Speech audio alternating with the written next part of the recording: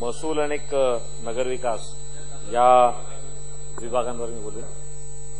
अध्यक्ष महोदय, बाब क्रमांक 32 सेटलमेंट कमिशनर आणि डायरेक्टर ऑफ लँड रेकॉर्ड्स या संदर्भातली ही बाब आहे। आणि अध्यक्ष महोदय, दोन मुद्दे या संदर्भात, एकतर अलीकडेच मुंबई शहरामध्ये स्टॅम्प ड्युटीच्या संदर्भामध्ये एक अॅम्नेस्टी स्कीम जाहीर झाली, त्या संदर्भातलं बिल सुद्धा सभागृहासमोर पेंडिंगमध्ये आहे आता, परंतु त्याबाबत अध्यादेश निघालेला आहे आणि अॅम्नेस्टी स्कीम आता कार्यरत आहे।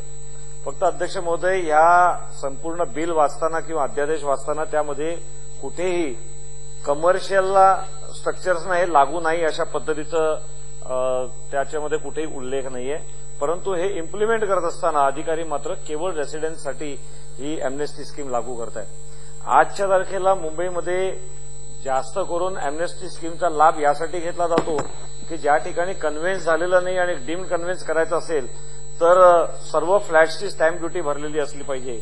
आणि अशा परिस्थितीमध्ये जर का पेनल्टी लागू असणार असेल तर पेनल्टीला मात्र लोक तयार होत नाहीत आणि त्याचसाठी ही अॅम्नेस्टी स्कीम आलेली आहे।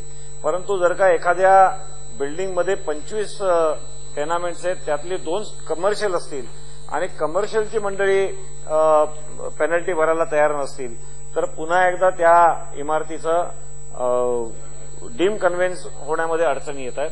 आणि त्यामुळे कायदा बनवत असताना आपण असं कुठेही म्हणत नाही की कमर्शियलला हा कायदा लागू नये, तरी सुद्धा तो त्या पद्धतीने इम्प्लिमेंट होतोय आणि त्यामुळे या अॅम्नेस्टी स्कीममध्ये रेसिडेंट्सच्या सोबत कमर्शियलला सुद्धा लाभ मिळावा, ही एक सूचना मला शासनाला करायची आहे।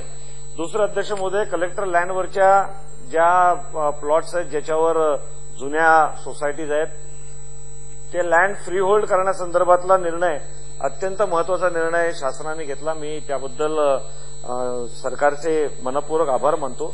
परंतु अजूनही ही फ्री होल्ड करत असताना 15% रेडी रेकनरच्या 15% चार्जेस भरावे अशा पद्धतीने नियम केला गेलेला आहे। हा 15% सुद्धा खरं तर मध्यमवर्गीय लोकांना परवडण्यासारखा नाही आणि त्यामध्ये सुद्धा हा रेट कमी करावा अशी एक सूचना या निमित्ताने मला करायची।